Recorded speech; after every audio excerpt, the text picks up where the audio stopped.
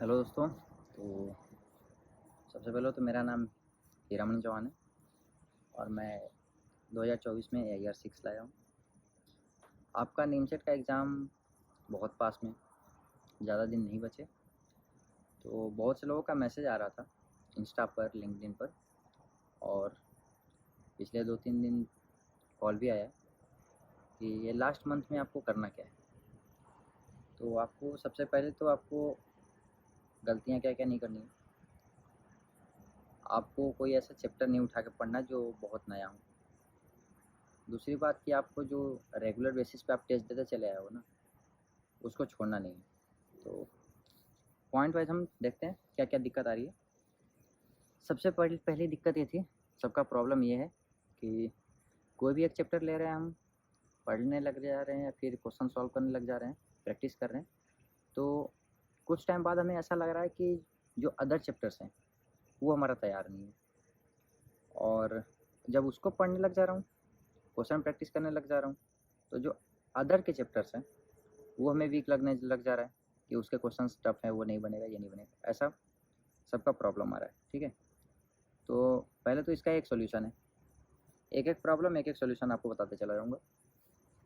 इसका simple solution है कि तुम्हें किसी भी फिक्स चैप्टर का एक्सरसाइज लेकर के बैठना ही नहीं है सॉल्व करने के लिए, ठीक है। तुमको करना क्या है, इसके लिए जो आप शॉर्ट नोट्स बनाए हो, शॉर्ट नोट्स पढ़ो। फॉर्मूला तैयार हो गया, ठीक है।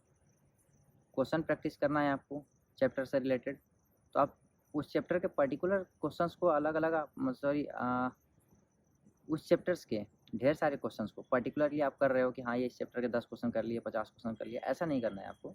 करना क्या है, कोई आप टेस्ट उठाओ जो आने वाला टेस्ट हो, या फिर जो पिछले के दिए हुए टेस्ट हो, या फिर प्रीवियस ईयर टेस्ट हो, या फिर आपके कहीं और के टेस्ट हों, जो भी है आप टेस्ट उठाओ और उसको सॉल्व करो। उससे आपका क्या होगा कि जो आप चैप्टर चाहते हो करना, उसके भी क्वेश्चंस टेस्ट में मिल जाएंगे, उसका भी रिवीजन हो जाएगा। और टेस्ट आप दोगे तो टाइम भी आपका मेंटेन रहेगा, और टेस्ट आप दोगे तो जो अदर्स चैप्टर्स के क्वेश्चंस है ना, वो भी साथ में हो जाएगा। तो जब आप टेस्ट दोगे तो आपको उस समय ना वो फील नहीं आएगा ना कि हाँ हमारे अदर चैप्टर्स नहीं हो पा रहे, क्योंकि उसमें टेस्ट में ना सारे के सारे चैप्टर्स के क्वेश्चंस इंक्लूडेड रहेंगे। तो आपके सारे के सारे चैप्टर्स का रिवीजन होता चला जाएगा। आपके लास्ट के, जो ये लास्ट का मंथ है, इसमें आपको दिन में कम से कम 2 टेस्ट देना ही है, क्योंकि आपके सारे चैप्टर्स का रिवीजन करना टेस्ट ही सबसे बेस्ट तरीका है। और अगर आप लेकर के बैठ जाओगे कि नहीं हम आज इस चैप्टर का 50 क्वेश्चन करेंगे, 60 क्वेश्चन कर लेंगे, हमारा चैप्टर तैयार हो जाएगा, तैयार नहीं होगा। आप जब कोई और चैप्टर उठाओगे पढ़ने के लिए तो ये वाला चैप्टर आपका भूल जाएगा, ठीक है। तो सबसे पहले आपको टेस्ट देना है, मल्टीपल टेस्ट देने हैं। अब ऐसा नहीं कि दिन भर में सिर्फ एक टेस्ट दे करके आप सो गए, नहीं, ऐसा कुछ नहीं है। आप फुल लेंथ का टेस्ट उठा सकते हो, कम से कम 2। और आप अगर टॉपिक वाइज टेस्ट देना चाहते हो तो टॉपिक वाइज भी टेस्ट दे सकते हो, जिसमें आपका कमांड ठीक ठाक हो और आपको ऐसा लगे कि हाँ ये थोड़ा सा वीक भी है, लेकिन कमांड रख लेंगे हम। जैसे कैलकुलस बहुत से लोगों को बहुत ईजी लगता है, लेकिन अक्सर कर क्वेश्चन कैलकुलस में ही गलत होते हैं। तो आप कैलकुलस के उठा सकते हो, कैलकुलस के टॉपिक वाइज क्वेश्चंस में आप टेस्ट में आप कर सकते हो। और दूसरा क्वेश्चन ये था कि, याद करने दो, मैं तो भूल जा रहा हूँ, लिख के भी नहीं लाया। तो पहला तो ये हो गया कि आपका हो नहीं पा रहा, एक सेकंड याद करने दो। हाँ, दूसरा क्वेश्चन ये था आपका कि भैया हम सिर्फ टेस्ट ही देंगे तो और सब चीज़ें कैसे पढ़ेंगे। बात सही है, तो ठीक है। और सब चीज़ें आपको पढ़ना क्यों है, जितना पढ़ना था आप साल भर से पढ़ते चले आ रहे हो सकता है बीच में आप एक एक चैप्टर को 2-2 3-3 बार पढ़े हो, वो ठीक है। आपको रिवीजन किस प्रकार से करना है, आज से और अभी से। अगर अभी तक नहीं करते आए हो तो अभी से करना क्या है, हमने बोल दिया पहले कि आपको सारे के सारे फार्मूले याद होने चाहिए जो आपने बनाए होंगे शॉर्ट नोट्स। उसी बीच में जो आप फार्मूले लिखे हो ना, तो आप नोट्स ओपन करो अपने, और नोट्स में आपको क्वेश्चन सॉल्व नहीं करने, फार्मूले देखो। और आप उसमें ये देखो ना कि आपने की पॉइंट्स कहाँ पर लिखा है। क्योंकि कभी कभी ऐसा होता है कि जब आप चैप्टर्स पढ़ रहे होते हैं ना, तो कुछ क्वेश्चंस को सॉल्व करने के लिए पर्टिकुलर कुछ की पॉइंट्स हम लिख लेते हैं कि अगर इस टाइप का क्वेश्चन आएगा तो हम ये की पॉइंट लगाएंगे, तो उसको हम फास्ट वे में सॉल्व कर लेंगे। ठीक है, तो वो खोजो कि अपने नोट्स में तुम कभी लिखे हो कि नहीं। अगर लिखे हो तो उसको दिमाग में रख लो, क्योंकि एग्ज़ाम के एक हफ्ते पहले, मतलब 1 वीक बिफोर एग्ज़ाम, आपको पढ़ने का मन नहीं करेगा। ठीक है, तो आपको करना क्या है, उस टाइम आप ये की पॉइंट्स भी नहीं ढूंढ पाओगे। तो आपको करना क्या है, अभी से आपके नोट्स ओपन करने हैं, जो आपके की पॉइंट्स है ना, आपको देखने हैं कि आपने लिखा क्या क्या है। क्योंकि अगर वो की पॉइंट्स अगर एग्जाम में सपोज करो वो क्वेश्चन आ गया और अगर आपको की पॉइंट याद रहेगा, तो आप उस क्वेश्चन को 2 मिनट 1 मिनट देने से अच्छा है कि आप उसको 30 सेकंड में कर लोगे। और जो आपके 30 सेकंड या फिर 1.5 मिनट बचेगा ना, वो आपके अदर क्वेश्चन के लिए बचेगा, जो क्वेश्चन में आप टाइम सच में देना चाहते हो। ठीक है, तो ऐसा करना है। टेस्ट देना है, मल्टीपल टेस्ट देने, मॉक टेस्ट कम से कम 2 देने। और आपके टॉपिक वाइज टेस्ट अगर बन पा रहा है तो दो, नहीं बन पा रहा है तो कोई बात नहीं। रिवीजन आपको करना है, शॉर्ट नोट्स का डेली रिवीजन करना है।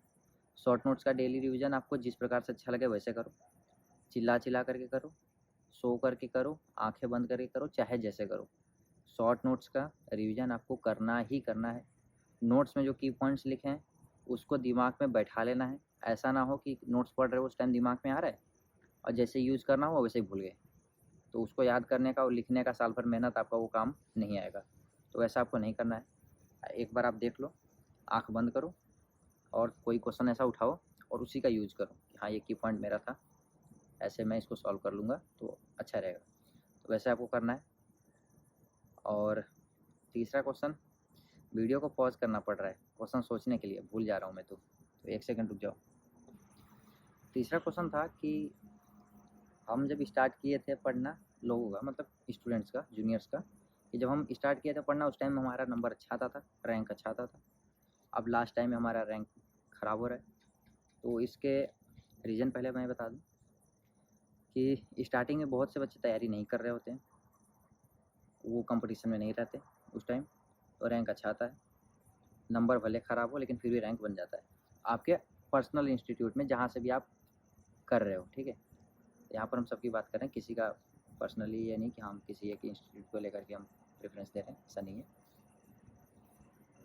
और अभी आपका दिक्कत हो रहा है, तो दिक्कत इसलिए हो रहा है ना कि कुछ तो उसमें रिपीटर्स होते हैं जिनका पिछले साल किसी कारणवश नहीं होता है, कोई एग्ज़ाम नहीं दे पाता है, कोई कुछ प्रॉब्लम होती है या फिर कोई पैनिक हो जाता है एग्ज़ाम में, उसका नहीं निकल पाता। तो वो बच्चे होते हैं जो थोड़ी देर से तैयारी करते हैं। और कुछ तो ऐसे छुपे रुस्तम होते हैं जो टेस्ट ओपनली होकर के नहीं देते हैं, कि लास्ट के टेस्ट में, लास्ट के जब टाइम आता है तो उसमें टेस्ट में एकदम उभर के आते हैं, एकदम फोड़ने वाले।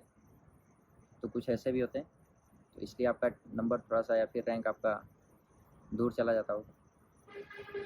और कुछ अपियरिंग वाले बच्चे होते हैं, अपियरिंग के, जिनका यूनिवर्सिटी का, कॉलेज का एग्ज़ाम चल रहा होता है, तो अपना सेमेस्टर का एग्ज़ाम देने में बिजी रहते हैं। अब तो लगभग सारे सेमेस्टर्स के एग्ज़ाम ख़त्म हो गए हैं, तो वो उनके सेमेस्टर ख़त्म हो गए, तो अब तो ध्यान तो निमसेट पे ही देंगे, तो वो उभर के आते हैं अच्छे से, इसलिए आपका रैंक गड़बड़ हो जाता है। तो देखो, जिसको उभर के आना है, जिसको अच्छे से करना है वो करेगा, एग्ज़ाम में भी वैसा करेगा। तुम्हें सिर्फ एक सीट चाहिए, ज़्यादा इसके लिए पैनिक नहीं होना कि नहीं हमारा सिलेक्शन होगा कि नहीं होगा। आप जिस भी इंस्टीट्यूट में, अगर उस इंस्टीट्यूट में आपका रैंक 200 के अंदर है, तो आप इंस्टीट्यूट रैंक, हर एक इंस्टीट्यूट में इंस्टीट्यूट रैंक है, आप नहीं कि आप बैच वाइज रैंक देख रहे हैं जिसमें 50 बच्चे ही हैं और उसमें आप रैंक देख रहे हैं, ऐसा नहीं। इंस्टीट्यूट रैंक होता होगा जो भी एप्लीकेशन आप चलाते होंगे जिस भी इंस्टीट्यूट का। तो उसमें आपको क्या करना है कि अगर आप 200 के अंदर हैं और हमेशा आपका एवरेज रैंक 200 या 200 के अंदर है, तो आपका सिलेक्शन की 90% चांसेस रहती हैं। क्यों? क्योंकि आप अपने इंस्टीट्यूट में, सपोज करो कि मैं सिर्फ लास्ट का जो 200 रैंक जिस बच्चे का आ रहा है मैं उसके लिए बात कर रहा हूँ, उसके पहले के लिए आप लोग रिलेट कर लेंगे। ठीक है, तो जो बच्चा है किसी इंस्टीट्यूट में जिसका रैंक 200 आ रहा है, एवरेज रैंक उसका 200 है, तो जाहिर सी बात है वो 199 बच्चे हैं, वो उससे आगे तो रहेंगे। ठीक है, और कुछ 2-3 इंस्टीट्यूट और हैं या 4-5 इंस्टीट्यूट हैं जो फेमस है जिसमें बहुत सारे बच्चे हैं। तो सपोज़ कर लो कि 150, 180 या 200 बच्चे ज़्यादा हो गए। तो ऑन एन एवरेज निमसेट में आपका रैंक 600 से 700 के बीच में आने वाला है। और इस बार आपका जो सीट है वो 1000 प्लस है। आई थिंक 1100 के आसपास समथिंग या 1200 कुछ है, हमने सीट नहीं चेक करी है कितना है। तो अगर 700 भी आपका रैंक आ रहा है ना, तब पर भी आपका कोई ना कोई एनआईटी मिल जाएगा। अब बहुत लोगों का ये होता है कि कोई ना कोई एनआईटी मिलने का क्या फ़ायदा, कोई नहीं, ऐसा कुछ नहीं है। आप किसी भी एनआईटी में जाओ, सभी लोगों का कैरिकुलम सेम है, सभी में डीएसए पढ़ाया जाता है, सभी में डेवलपमेंट सिखाया जाता है। अगर आप वहाँ पर अच्छा कर पाओगे तो पैकेज उठा पाओगे, नहीं अच्छा करोगे तो पैकेज कहीं भी नहीं उठा पाओगे, ठीक है। तो आपको ये नहीं सोचना है कि हम बहुत ताबड़तोड़ या फिर टॉप के 4 एनआईटीज़ में रहेंगे तभी, नहीं तो फिर हम सिलेक्शन से बाहर हैं, हमको अच्छा नहीं लग रहा है, या फिर हम एग्ज़ाम नहीं देंगे या फिर पैनिक हो जाएँ, ऐसा कुछ नहीं है। आपका 200 के अंदर है तो हो सकता है आपको एग्ज़ाम में बाकी सबको ऐसा दिक्कत हो जाए, लेकिन आप अच्छा कर जाएँ, आप टॉप 10 में आ जाएँ। लेकिन एक तरीके से ऑन एन एवरेज आप सिलेक्शन के अंदर हैं, ठीक है। तो चिंता तो नहीं करने की बात है। मैं नॉर्मल 200 वाले की बात कर रहा हूँ। आप 300 पर भी हैं तब पर भी आपका कोई दिक्कत नहीं है। अगर एवरेज आपका 300 चल रहा है तो भी आपका कोई दिक्कत नहीं है। जिसका 400 के आसपास आ रहा है ना, 400 या फिर 400 प्लस होते चला जा रहा है रैंक, तो उसके लिए थोड़ा दिक्कत हो सकता है। थोड़ा क्या, मतलब कि ज़्यादा नहीं, थोड़ा ही दिक्कत होगा। मतलब कि जैसे आपके कभी-कभी 400 एवरेज आ रहे हैं, तो ऐसा कभी-कभी हुआ होगा कि आपके रैंक 600 आ गया होगा। तो हो सकता है वो वर्स्ट केस जो है वो आपका एग्ज़ाम में ही वर्स्ट केस लागू हो जाए। 600 अगर आपके इंस्टीट्यूट में हो रहा है तो वर्स्ट केस एग्ज़ाम में भी तो लग सकता है। एग्ज़ाम में चांसेस ज़्यादा होती है, एग्ज़ाम ख़राब होने की चांसेस ज़्यादा होती हैं, बनने की चांसेस बहुत कम होती हैं हर एक स्टूडेंट का, ठीक है। तो आपको अपने हिसाब से जज करना है और अपने हिसाब से ही आपको सारी चीज़ें करनी है। और दूसरी बात ये है कि जो 200 वाले या फिर 300 वाले बच्चे हैं, उसमें एक और चीज़ बताना चाहता हूँ कि अगर आप 300 हैं, देखना आप 300 वाले की बता रहा हूँ, उसका भी सिलेक्शन के अंदर वो लगभग 90% के आसपास है वो कैसे। अगर आपका 300 रैंक है, ठीक है, और आप अपीयरिंग के बच्चे हो, ठीक है ना, 300 रैंक है और आप रिपीटर हो तो उसके लिए नहीं है। 300 रैंक आ रहे हैं और आप अपीयरिंग के बच्चे हो तो आपके लिए बेनिफिट है, कोई दिक्कत नहीं है। क्योंकि जो 299 के आसपास, जो 299 नंबर ऑफ स्टूडेंट्स हैं आपसे आगे, उसमें से 100 या 150 तो ऐसे होंगे जो पिछले साल पढ़ चुके होंगे, जिनको बहुत सारे क्वेश्चंस याद होंगे, तो हर एक एग्ज़ाम में या टेस्ट में देख करके टिक मार देते होंगे। तो आपके कंपटीटर वो तो नहीं है, 100% वो आपके कंपटीटर नहीं है। क्योंकि एग्ज़ाम में रिपीटेड क्वेश्चन आने की चांसेस बहुत कम होती है, और तुम अपीयरिंग के हो तो तुम्हें जाहिर सी बात है कुछ याद नहीं होने वाला, कुछ याद नहीं हुआ होगा, तो तुम्हें सॉल्व करना पड़ेगा। तो एग्ज़ाम में भी तुम्हारा 300 के आसपास ही रहेगा। लेकिन जो तुमसे आगे बच्चे थे 299, उसमें से जो 100 या 150 जो बच्चे रिपीटर्स थे, वो तुम्हारे कंपटीशन में नहीं है। उनका जो भी रैंक आएगा तुम्हारे बाद ही आएगा, ठीक है। तो एक तरीके से अगर तुम अपीयरिंग के हो, तुम्हारे 300 तक रैंक आ रही है, तो तुम सेफ जोन में, कोई दिक्कत नहीं है। हाँ, लेकिन देखना, एग्ज़ाम में पैनिक नहीं होना है। सबसे बड़ा आपको ये प्रॉब्लम होती है एग्ज़ाम में।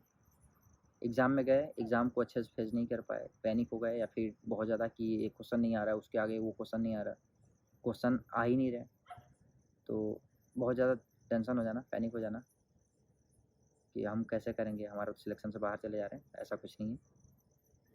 आप पैनिक होगे, एक क्वेश्चन की जगह पर 4 क्वेश्चन आपसे नहीं होगा, ठीक है। और अगर आप पैनिक नहीं होगे तो आपको अगर 4 क्वेश्चन नहीं आता रहेगा ना, उसके आगे के सारे क्वेश्चन आने लगेंगे, ठीक है।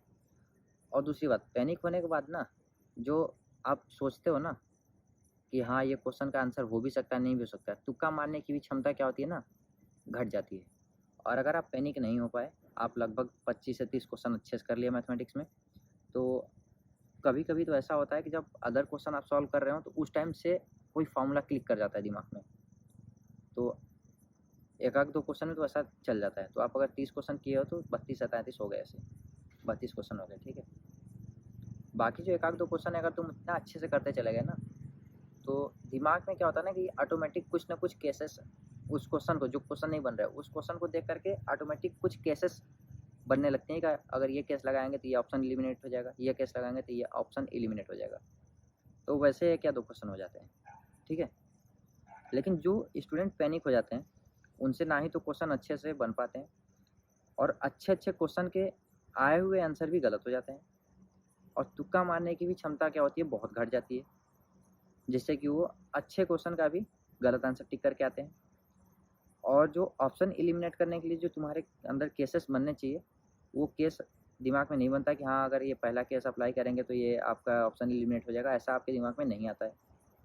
तो क्या होता है कि आपकी चांसेस बहुत ही कम हो जाती है, बहुत ही क्या मतलब बहुत ही कम होती है कि आप सेलेक्ट हो पाओ अगर पैनिक हो गए तो। ठीक है, तो आपको क्या है ना कि पहले आपको करना क्या है, इंडिविजुअल चैप्टर लेकर के नहीं बैठना है, आपका पूरा दिन नहीं बर्बाद करना है। दूसरा क्या है कि आपको नोट्स देखने हैं, की पॉइंट्स भी देखने हैं और आपको शॉर्ट नोट्स के रिवीजन करने हैं, सारे फार्मूले रिवीजन करने हैं, छोटे से छोटे बड़े से बड़े जितने भी फार्मूले हों एकदम ज़बान पे याद होने चाहिए। ज़बान पे ऐसा याद नहीं है कि हाँ अब कोई पूछ रहा तो पटर पटर बोल दे रहे हैं और एग्ज़ाम में गए तो ये भूल गए कि यहाँ प्लस था कि यहाँ माइनस था, तो ऐसा नहीं होना चाहिए। एकदम क्लियर होना चाहिए कि प्लस कहाँ लगना चाहिए, माइनस कहाँ लगना चाहिए और कहाँ पर क्या लगना चाहिए। फार्मूले का यूज़ करना आना चाहिए। फार्मूले कंडीशन के साथ में याद होनी चाहिए। कभी कभी तो ऐसा होता है कि कंडीशन अलग अलग होते हैं तो फार्मूले भी चेंज हो जाते हैं, तो कंडीशन के साथ याद होने चाहिए फार्मूले। ठीक है, दूसरी बात आपको पैनिक नहीं होना है, एग्ज़ाम अच्छे से करना है। एग्ज़ाम में अच्छा तो होएगा ही, अगर पैनिक नहीं हुए तो एग्ज़ाम अच्छा ही जाएगा। और और क्या है कि जैसे कुछ बच्चे हैं जिनको ऐसा भी लगता है कि वो बहुत पहले से अच्छे करते चले आ रहे हैं लेकिन अभी तक नहीं हो पा रहा है। अभी कल रात में एक बच्चा फ़ोन किया था, 3 बजे फ़ोन किया, वो बोल रहा है कि हम मई से अभी अपने घर तक ही नहीं गए, घर अभी गए ही नहीं। मई से जब से आए तब से हम अपने इंस्टीट्यूट में ही पढ़ रहे हैं, किसी भी त्यौहार पर भी घर नहीं गए और मेरा सिलेक्शन नहीं होगा तो मैं क्या करूँगा, घर वाले बहुत आशा लगा के बैठे हैं। ऐसा कोई बात नहीं, तुम मेहनत करो, मेहनत किए हो, तुम्हारा रैंक ठीक आ रहा है, तुम उसको करते चलो, कोई दिक्कत नहीं है। अब ऐसा नहीं है कि हाँ एकदम उसको उस टेंशन को लेकर के आप एग्ज़ाम में क्या है ना कि ये सब टेंशन्स को लेकर के ना एग्ज़ाम में बच्चे पैनिक बहुत जल्दी हो जाते हैं कि यार ये क्वेश्चन नहीं बन रहा है, बगल वाला कर लिया होगा, ये वो, हमारा सिलेक्शन नहीं होगा, घर वाले क्या बोलेंगे। जैसे ही एग्ज़ाम सेंटर में घर की बातें, घर का ख्याल थोड़ा सा भी आ गया, एग्ज़ाम सेंटर से लेकर के एग्ज़ाम देने तक का घर का छोटा सा भी ख्याल आ गया तो आप पैनिक होने की चांसेस आपकी 50% बढ़ जाएगी। क्योंकि जब प्रेशर पड़ता है दिमाग पे ना, उसी टाइम ही सारी चीज़ें आपको याद आती हैं। तो आपको यह करना है कि प्रेशर पड़े ठीक है, एग्ज़ाम सेंटर पर भी आप जाना, कूल रहना, हो सके तो आप लोग अपने टीचर के सामने रहना, क्योंकि वो कुछ कुछ बताते रहेंगे, मस्ती मजाक होती रहेगी, पूछते रहेंगे या बच्चे मजाक करते रहेंगे तो उस टाइम दिमाग में कुछ नहीं आएगा। ऐसा ना हो कि एग्ज़ाम सेंटर पे चले गए और तुम अकेले एक साइड चले गए, बाकी सब बच्चे एक साइड हैं और तुम कुछ सोचने लगे। जैसे ही तुम सबसे अलग हो गए, दिमाग में कुछ न कुछ चलने लगेगा, तो ये सब चांसेस बढ़ जाती हैं पैनिक होने की। ठीक है, तो आपको ये सब नहीं करना है। और नेक्स्ट क्वेश्चन क्या था, सोचना पड़ेगा अभी नेक्स्ट क्वेश्चन क्या था क्या नहीं। एक सेकंड। हाँ, नेक्स्ट क्वेश्चन ये था कि कल जो बच्चा फ़ोन किया था, जूनियर जो फ़ोन किया था, उसी का क्वेश्चन मैं बता रहा हूँ कि भैया टेस्ट में नंबर पहले अच्छे आते थे, अभी अच्छे नहीं आ रहे हैं, तो स्ट्रेटजी चेंज कर दूँ क्या? नहीं भाई, एकदम मत करना, आप लोग भी मत करना। स्ट्रेटजी जो आप साल भर से फॉलो करते आए हो वहीं करना। गलती से अगर चेंज कर दिए तो आपके नंबर्स या फिर नंबर ऑफ़ क्वेश्चन सॉल्व होने के चांसेस बहुत कम हो जाते हैं। मतलब कि अगर आप रेगुलर बेसिस पे जिस हिसाब से आप टेस्ट दे रहे हो, आप सपोज़ करो कि 30 क्वेश्चन कर ले रहे हो और अगर आप अपनी स्ट्रैटेजी चेंज कर दिए, तो ये बहुत ही मुश्किल है कि आप 30 प्लस क्वेश्चन कर पाओ। आप 30 से कम क्वेश्चन करने की चांसेस ज़्यादा हैं, लेकिन 30 से ज़्यादा क्वेश्चन करने की चांसेस बहुत ही कम है। तो जिस हिसाब से आप स्ट्रैटेजी आप बना के रखे हो, उस हिसाब से आप बना के रखना। इसका भी एक रीज़न होता है, क्योंकि आप जब भी जहाँ भी इंस्टीट्यूट में आप एडमिशन लिए होंगे, स्टार्टिंग में जब टेस्ट दिया जाता होगा तो उस टाइम टीचर बताते हैं कि आपको जो भी स्ट्रैटेजी फ़ॉलो करनी है, आपको इस प्रकार से फ़ॉलो करनी है, ऐसे करना है, वैसे करना है। तो भाई तुम, आपको याद हो या ना हो, लेकिन तुम उस टाइम अपना स्ट्रैटेजी तुम चेक कर चुके हो और ज़ाहिर-सी बात है जो उस टाइम बेस्ट रहा होगा, उसी को तुम इस टाइम फ़ॉलो करते चले आए हो। तो अब तुमको ये चेंज तो नहीं करना, क्योंकि अगर अब तुम चेंज कर दिए ना, तो तुम खुद चाहते हो कि तुम्हारा सिलेक्शन ना हो। ठीक है। क्योंकि चेंज करने का सीन क्या है कि अगर तुम चेंज करो, सपोज करो कि जो बच्चा मैथ के क्वेश्चन को देखते हैं, जैसे जो बच्चा स्टार्टिंग से मैथ का क्वेश्चन ओपन किया और वो 5 मिनट पहले सारे क्वेश्चन को देखता है और टिक करते चला जाता है जो उसको ईजी लगता है, तो उसको लेवल पता चल जाता है कि क्वेश्चंस के लेवल क्या है।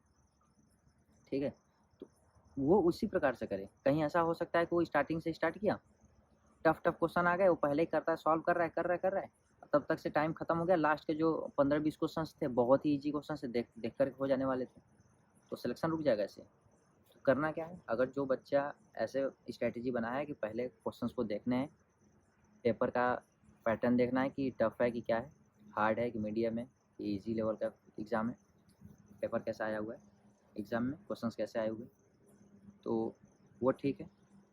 मेरा क्या था कि मैं स्टार्टिंग से ही करता रहता था। मेरे लिए हार्ड क्वेश्चन, मीडियम क्वेश्चन और इजी क्वेश्चन सब के सब एक बराबर थे। कोई भी क्वेश्चन ना ही तो हार्ड था मेरे लिए और ना ही तो इजी था। सब 1 मिनट के अंदर क्वेश्चन हो जाते थे मुझसे। तो मैं हर एक क्वेश्चन को प्रॉपर 1 मिनट देता था। एक बार स्टार्ट किया और जैसे ही मैं 50 तक गया, 50 क्वेश्चन तक, उसके बीच में मात्र मेरे बहुत ज़्यादा अगर रुके होंगे तो 12 या 15 क्वेश्चन रुके रहते थे। बाकी मेरे 35-40 क्वेश्चन हमेशा हो जाते थे। चाहे वो टेस्ट में बात हो या मॉक टेस्ट में बात हो या फिर मेरे फाइनल एग्ज़ाम में। फाइनल एग्ज़ाम में मैंने 38 क्वेश्चन कर लिए थे वन शॉट में।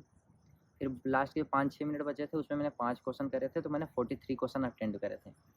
उसमें से बहुत ही छोटे-छोटे मिस्टेक, देखो छोटे-छोटे मिस्टेक्स तुमसे भी होते होंगे, प्लस माइनस में कैलकुलस में कैलकुलेशन करने में तुमसे भी मिस्टेक होंगे और वो एग्ज़ाम में भी होंगे। वो हमसे भी हुआ था, जिसमें मेरा भी 4 या 5 क्वेश्चन गलत हुआ था। तो 38 या 39 क्वेश्चंस मैथ में सही थे। ठीक है? तो अभी जो सिली मिस्टेक्स को लेकर के बहुत से बच्चों का वो डाउट था कि ये हो जाते हैं, तो नहीं सुधरने वाले। क्योंकि जब क्वेश्चन सॉल्व करोगे ना, तो ज़ाहिर सी बात है कि अगर क्वेश्चन सॉल्व कर रहे हो, दिमाग भी तुम उस पे लगा रहे हो, अपना फुल स्ट्रेंथ लगा रहे हो कि हाँ इसको करना है, तो कहीं न कहीं कोई चीज़ें छूट ही जाएगी। हाँ, इसको अगर तुम पहले से सुधारते चले आए हो तो तुम्हारा सुधरा हुआ रहेगा, सुधर जाएगा, वो ठीक है, अलग बात है। तो तुमको ऐसा नहीं करना है कि हाँ, बहुत ही आज सिली मिस्टेक्स करनी ही नहीं है एग्ज़ाम में, ऐसा-वैसा कुछ नहीं। जैसे तुम नॉर्मली अपना मॉक टेस्ट देते चले आए हो, वैसे ही तुम्हें एग्ज़ाम देना है। एग्ज़ाम में कुछ एक्स्ट्रा करने की अलग से अगर तुम सोचोगे, तो तुम खाई में गिरोगे। कुछ एक्स्ट्रा करने की कोशिश नहीं करना। एक्स्ट्रा अगर तुम्हें करने की कोशिश करनी है, तो अभी 1 आध या 2 टेस्ट होगा, आप लोगों के इंस्टीट्यूट में हो रहा होगा जो भी, तो आप उसमें करके चेक कर लेना, ठीक है? लेकिन पैटर्न नहीं चेक करना एग्ज़ाम का कि हाँ, आप एक बार में पहले क्वेश्चन देख लेते हो, तो आपको ऐसा नहीं करना है, आपको स्टार्टिंग से सॉल्व करते चले जाना है, ऐसा नहीं चेक करना। आपको छोटे-छोटे मिस्टेक्स चेक करने हैं कि हाँ, आज तो मुझे सिली मिस्टेक्स होना ही नहीं चाहिए। ऐसा अगर देख रहे हो कि हाँ, एकदम 100% अपना दिमाग लगा के चल रहे हो उस क्वेश्चन को सॉल्व करने के लिए, ऐसा आप कर सकते हो। पूरा पैटर्न ही नहीं चेंज करना है एग्ज़ाम देने का, ठीक है? या फिर मॉक टेस्ट देने का। इससे आपका एक्यूरेसी भी घट जाएगा अगर आप गलत करोगे तो, मतलब गलत तरीके से अगर अटेम्प्ट करोगे तो, पैटर्न चेंज करोगे, और नंबर ऑफ़ क्वेश्चंस बनने की चांसेस बहुत कम हो जाती है, ठीक है?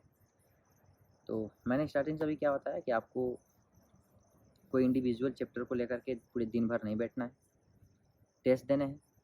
आपको कम से कम 2 मॉक टेस्ट देने हैं। एक मॉक टेस्ट में हो सकता है कुछ चैप्टर्स के क्वेश्चंस बाकी रह गए हों, ना कंप्लीट हुए हों या फिर ना आए हों, तो ज़ाहिर-सी बात है दूसरे टेस्ट में आपके वो क्वेश्चंस उस चैप्टर से आ जाएँगे। तो आपको कम से कम 2 मॉक टेस्ट देने हैं। अगर आपसे बन रहा है तो आप एक आध टॉपिक वाइज़ भी दे सकते हो। नोट्स का रिवीजन करना है, नोट्स का रिवीजन मतलब शॉर्ट नोट्स का रिवीजन करना है। सारे फॉर्मूले याद होने चाहिए और तुम्हारे नोट्स में जो की पॉइंट्स लिखे हुए हैं, उसको खोज करके देख लो कि कहाँ पर हमने लिखा है, क्या लिखा है और उसमें क्या-क्या होना चाहिए कि ऐसा लगेगा, उसको देख लो। और और जो भी था जो बताया मैं तो भूल गया कि क्या-क्या बताया। तो जितना ही बताया सही बताया हूँ, सारा चीज़ अप्लाई किया हुआ है, मेरा खुद का अप्लाई किया हुआ है, इसलिए मैं एनआईटी त्रिची में बैठा हूँ। और अभी जहाँ मैं बैठा हूँ, ये लोकेशन है आपका MIG मिग, एनआईटी त्रिची का। देखना चाहोगे थोड़ा सा दिखाता हूँ। तो ये है एनआईटी त्रिची का है यहाँ का लोकेशन, बहुत ही फेमस और सबका पसंदीदा। ये लोकेशन सबको अच्छा लगता है, पसंद आता है। हर कोई यहाँ पर आकर के बैठना चाहता है, बातें करना चाहता है और करता भी है। तो इतना सारे चीज़ें आपको फॉलो करना है और पैनिक नहीं होना भाई। पैनिक नहीं होगा, तेरा 50% एग्ज़ाम ऐसे ही क्लियर हो जाएगा। अगर तू पैनिक हो गया तो तेरा 90% चांसेस हो जाएगा तू सिलेक्शन में नहीं है, 10% चांस ही रहेगा कि तू सिलेक्शन में आएगा। अगर तू पैनिक नहीं हुआ तो 50% सिलेक्शन तो तेरा पक्का हो गया। बाकी 50% सिलेक्शन तुम्हारे क्वेश्चंस तुम कितने अटेम्प्ट कर रहे हो उस पर, कितने अटेम्प्ट कर रहे हो, कितने सही कर रहे हो, उस पर डिपेंड करेगा। ठीक है, तो अब यहाँ तक आ गए हो तो कमेंट में कुछ बक के जाना, लिख करके जाना। और ये मत बोलना कि नहीं हाँ ये सब ऐसा झूठ बोल रहे हैं फेसबुक से, कुछ नहीं, ऐसा कुछ नहीं है भाई। सारा चीज़ें यूज़ किया हुआ है, मेरे पर खुद यूज़ किया हुआ है। मेरा AIR 6 आया हुआ है 2024 में। तो बस यही कहना था, और क्या कहेंगे। लाइक ज़रूर कर देना, और ये यूट्यूब चैनल मेरा ही है तो इस चैनल को आप सब्सक्राइब भी कर लेना। और यहाँ पर मैं क्या है कि जो बच्चे अच्छे से तैयारी नहीं कर पाते, जिनका टॉपिक्स अच्छे से क्लियर नहीं हो पाता, उनके लिए मैं इसमें क्लासेस भी ले रहा हूँ। और मेरा खुद का कॉलेज चल रहा है, अभी तो मैं NIT के कैंपस में हूँ, अभी समर वेकेशन है लेकिन इंटर्न चल रही है हमारी। तो समय उतना ज़्यादा नहीं है, फिर भी हम एक एक वीडियो या दो दो वीडियो अपलोड कर रहे हैं। और जहाँ तक हम चाहते हैं हम अपने से तो अच्छा ही एक्सप्लेन करते हैं। और कुछ स्टूडेंट होते हैं जिनको खुद के भी समझने के होना चाहिए कि हाँ अगर कोई समझा रहा है तो उसको समझें, उसमें आर्गूमेंट ना करें कि हाँ ये ऐसा क्यों हो गया, वैसा क्यों हो गया। ऐसा कुछ नहीं, सारी चीज़ें आपको, छोटी छोटी चीज़ें, बड़ी से बड़ी चीज़ें आपको एक्सप्लेन की जाएंगी। थोड़ा सा सब्र रखो, वीडियो में सारी चीज़ें अच्छे से आपको की जाएंगी, एक्सप्लेन की जाएंगी। और वीडियो भी आपके JEE मेंस और निमसेट के जितने भी आपके टॉपिक्स हैं सारे कवर किए जाएंगे। मैं अपना बेस्ट ही दूंगा। और जब मेरा कॉलेज स्टार्ट हो जाएगा तो हो सकता है लेट से वीडियोज़ आएँ, तो उस टाइम हम आपको बता देंगे। ठीक है, तो अभी तक के लिए इतना ही। फिर जितने भी जूनियर्स आएंगे 93 में, अच्छे से तुम लोग भी करो। जो अच्छे से करेगा देखो 93 में वहीं आ पाएगा। तो मैं पहले से ही सबका वेलकम करता हूँ, अच्छे से करो। मैं चाहता हूँ कि बढ़िया से करो सब लोग, और आओ। सब लोग तो नहीं आ सकते लेकिन आओ जितने लोगों को आना है। ठीक है, 115 लोगों में से जो भी 115 117 अभी आपके बैचेज में डिसाइड किया जाएगा। तो 93 की बातें हम नहीं बता रहे हैं भाई, ये सब प्राइवेसी होती है। तो ठीक है, आओ सब लोग जिसको जितना आना है। अभी के लिए इतना ही।